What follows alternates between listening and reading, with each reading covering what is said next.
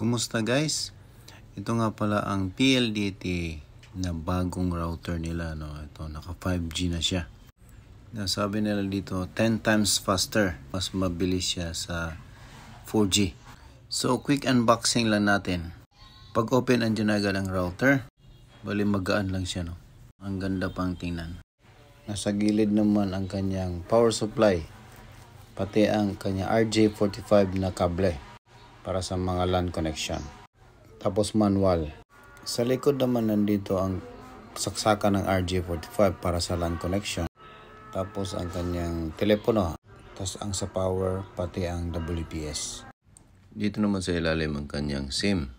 Tapos pre-installed naman na yung kanyang nano SIM na dedicated para dito sa kanyang router. So may mga promos din ito na exclusive sa kanya.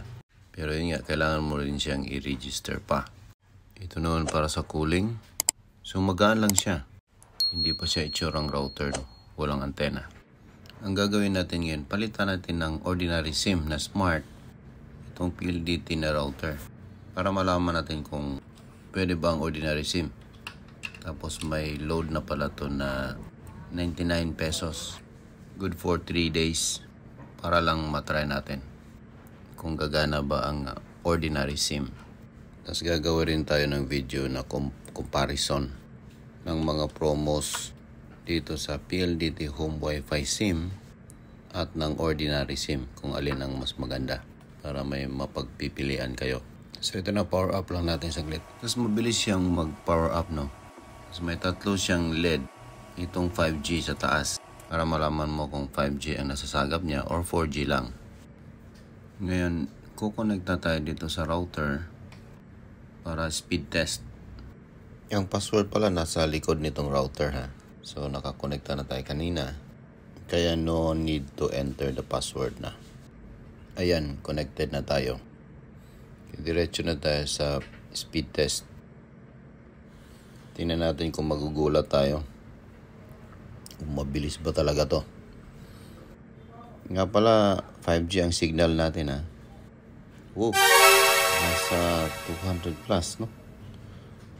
Ang bilis. 5G yan. 250 mahigit. At least dito sa lugar ko, ha, sa Las Piñas.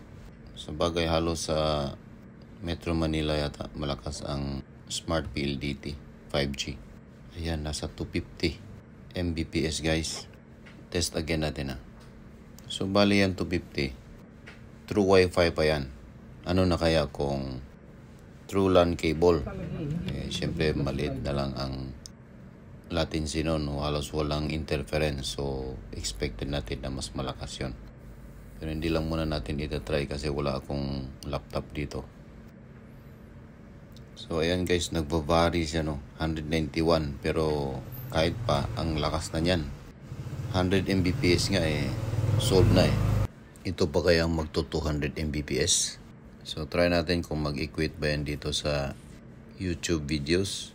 Try natin itong ating kaka-upload lang. Hello guys, sa video na so wala siyang buffering. Test natin siyempre kung alin sa dalawang routers smooth yung kanyang video. Kaya po pwede ito sa video call, mga online meetings, gaming, panigurado. Pero try din natin i-experiment yan.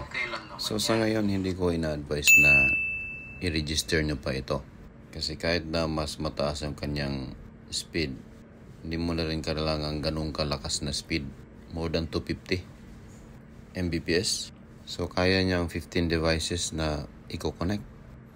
Lalo't naka 5G siya. Stable pa. So sana nagustuhan ninyo ang video. And paki-like and subscribe na lang sa ating channel, guys. See you next time.